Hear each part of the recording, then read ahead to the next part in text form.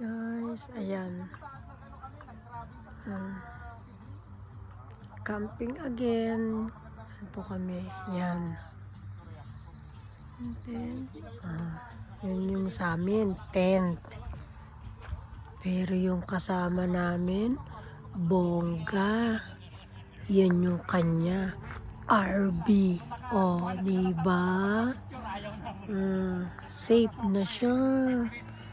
Kasi matulog. Ganda yung loob niyan.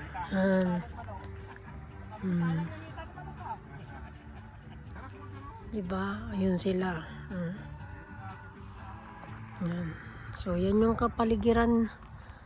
Mga tiyang, ayan. Sige, oh. Ito yung pinili ko kasi may puno para malamig. Yan.